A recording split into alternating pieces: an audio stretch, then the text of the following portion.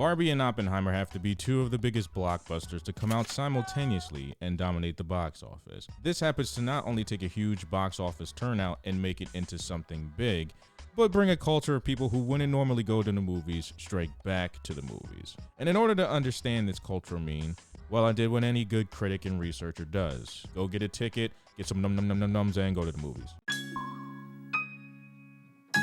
Oppenheimer is the biopic of J. Robert Oppenheimer, also known as the father of the atomic bomb. The movie's main focus is Oppenheimer's trials and Supreme Court hearings after the invention of the atomic bomb, but goes into Oppenheimer's past, going to Cambridge and then the AC Institute to go work on the Manhattan Project. The movie also goes into Oppenheimer's political leanings, which at the time were very questionable. Many claim Oppenheimer to be a communist. However, many of his views on unions and workers standing together seem socialist at best. The greatest minds such as Albert Einstein, Ernest Lawrence also worked with him, and not only that, are questioned for their party leanings and loyalty to the cause of ending the World War. After the atomic bomb was dropped, goes into Oppenheimer's immense guilt and shame on dropping a bomb that could not only destroy the world but throw countries into a nuclear holocaust. The movie, albeit 3 hours, is a testimony to Christopher Nolan's work as a director to not only do storytelling, but to have hard-hitting actors like Cillian Murphy, Matt Damon, and Emily Blunt to tell a historical piece of American history.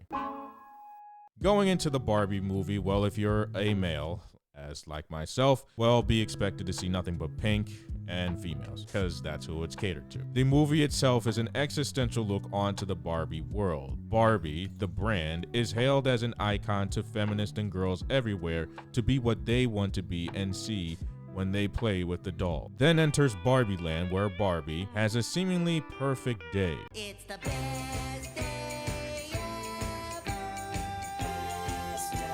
Barbie herself goes into a monument of utopian distress as her thoughts of death plague her, only for her to go seek out Morpheus, weird Barbie, to make her go on a quest to find the girl that is making her think and go out of character in her own world. While in the real world, with Ken, played by Ryan Gosling, gives a harsh reality that Barbie, although in her own world, was made to be a product to a patriarchal society that Ken even falls for, because for Ken, although in love with Barbie, is a prisoner in a plastic matriarchal utopia.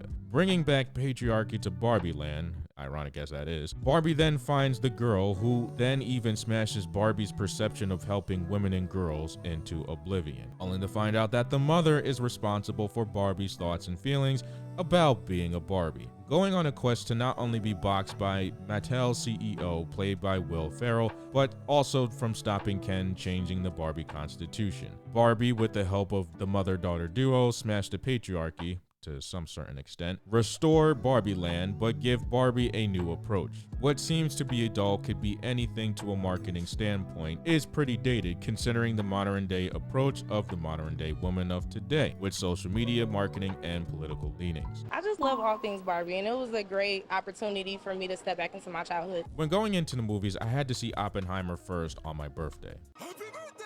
Thank you, I appreciate that in the comment section. But going into Oppenheimer, the audience was nothing but Barbie fanatics, and that was the first day I went to go to the movies.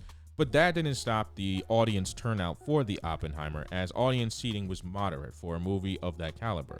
While seeing Barbie 3 days later, I was inundated with nothing but pink and females, because, well, again, it's made for females, you know? Barbie itself was its own atomic bomb. Marketing and memes helped Barbie's success, as well as Oppenheimer's actor to market the movie himself. I mean, I'll be going to see Barbie 100%. I can't wait to see it. I think it's just great for the industry and for audiences that we have two amazing films by amazing filmmakers coming out at the same day. Whereas Oppenheimer is a 3-hour depressing biopic about World War II, Barbie is a whimsical, happy-go-lucky chick flick, but also goes into the postmodern philosophy of the human existence. Again, weird as it is, Barbie was meant for laughs and to fill seats and get families into the movies. But TikTok, Instagram, Google, and even actors made sure marketing was equal on both ventures, making it the most marketed box office economy in movie history. Barbie and Oppenheimer are two polar opposites of each other. One movie talks about dropping bombs, while the other dropped bombs culturally. While there are critics that are ranting and raving about Barbie being anti-male in a gender war flick, critics can't deny that the movie on opening day topped Oppenheimer in the box office. Seeing both movies respectively, Oppenheimer and Barbie, or Barbenheimer, became the meme of the year due to the hype,